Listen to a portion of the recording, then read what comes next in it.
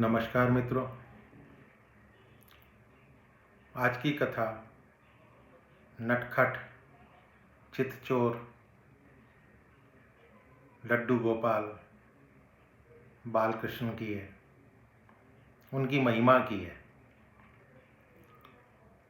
ऐसा था, एक बार एक सोने चांदी के व्यापार करने वाला एक व्यापारी था।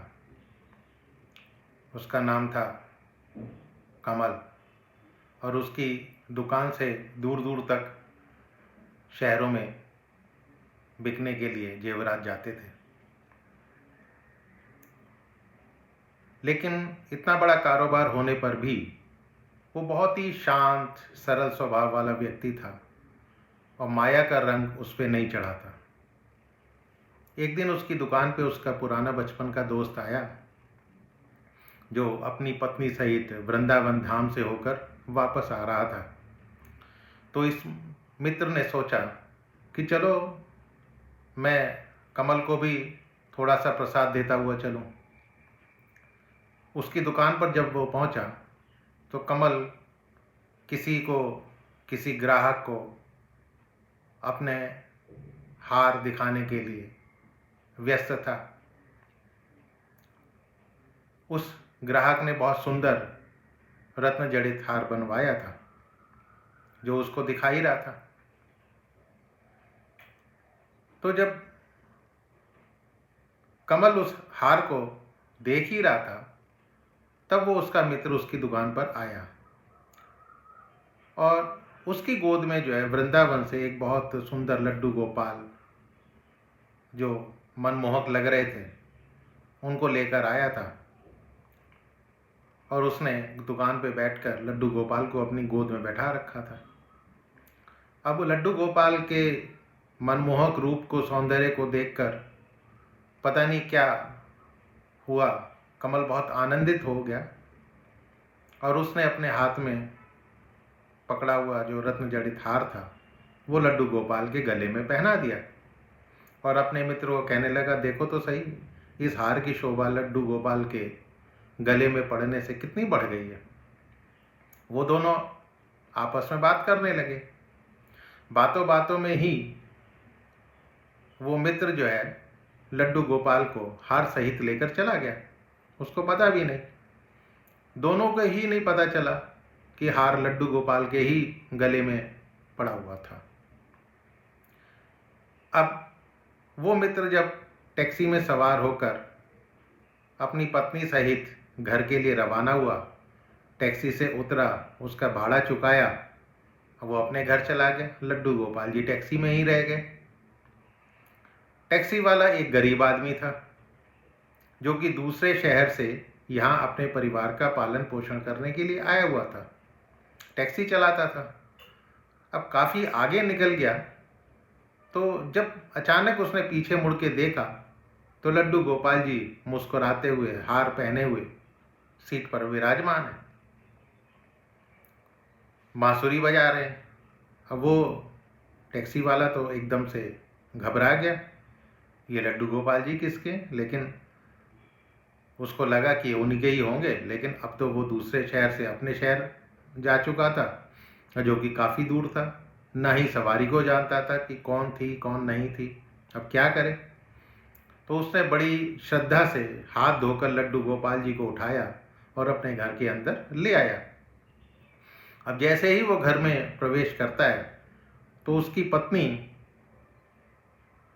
हाथ में पकड़े लड्डू गोपाल को देखकर इतनी प्रसन्न हो जाती है कि तुरंत ही उसके हाथ से लड्डू गोपाल को ले लेती है।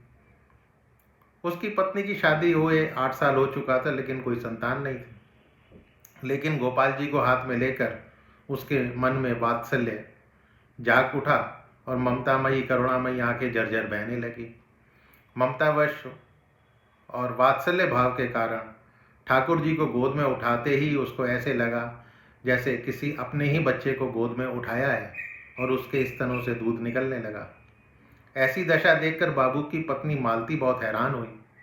उसने कसकर गोपाल जी को अपने सीने से लगा लिया और आंखों से आंसू बहाती हुई बोली, अरे बाबू, तुम नहीं जानते कि आज तुम मेरे लिए कितना अमूल्य रत्न लेकर आए हो।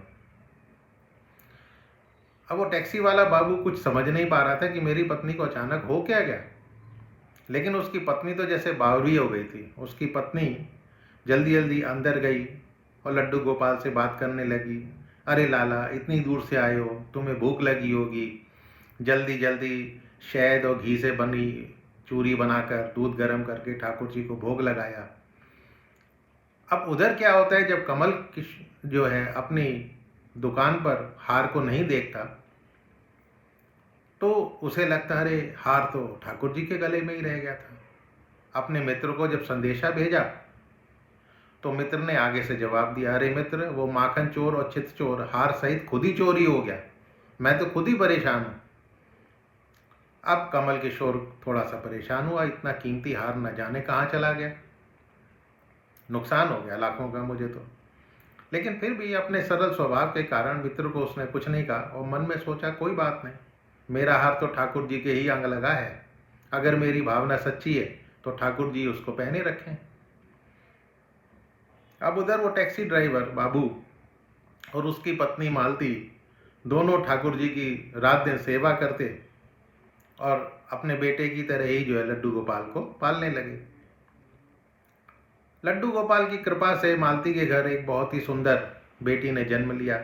इन सब बातों का श्रेय वो लड्डू गोपाल जी को देते कि ये हमारा बेटा है और ये हमारी बेटी है, अब हमारा परिवार पूरा हो गया।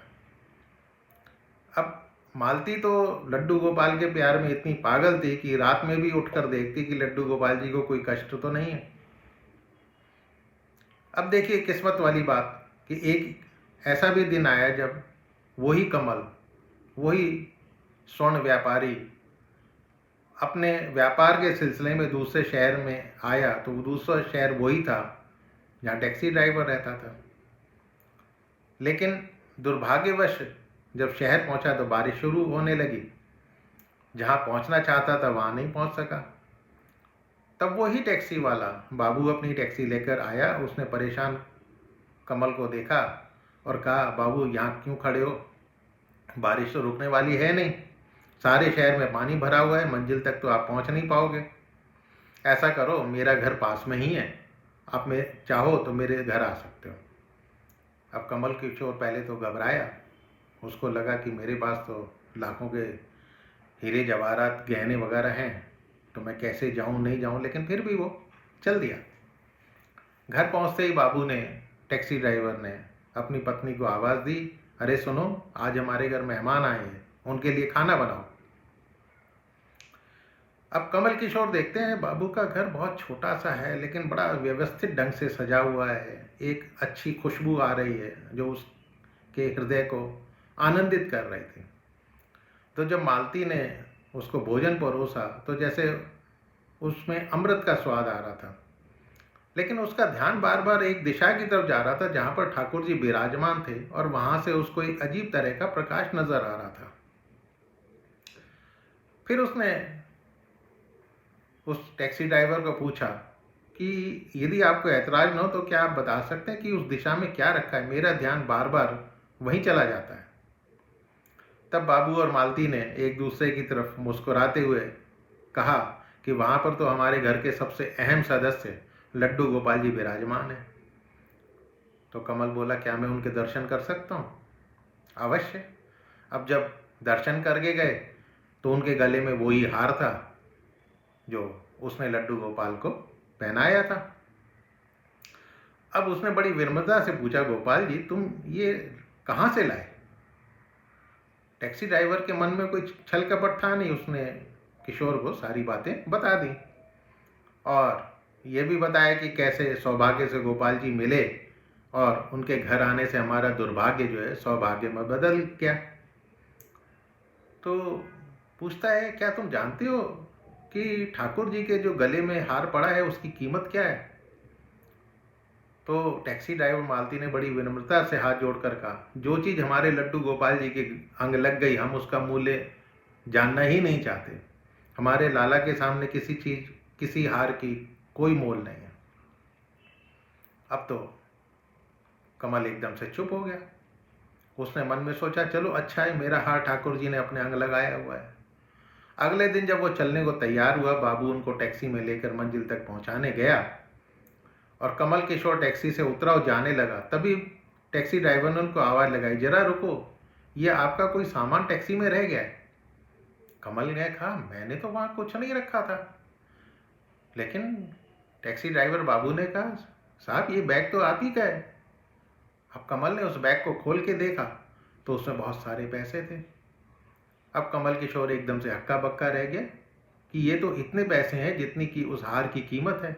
उसकी आंखों में आंसू आ गए और कि जब तक मैंने निश्चल भाव से ठाकुर जी को वो हार धारण करवाया हुआ था तब तक उन्होंने पहने रखा। मैंने उनको पैसों का सुनाया तो उन्होंने मेरा अभिमान तोड़ने के लिए ये पैसे दे दिए। अब वो ठाकुर जी से क्षमा मांगने लगा, लेकिन अब क्या हो सकता था।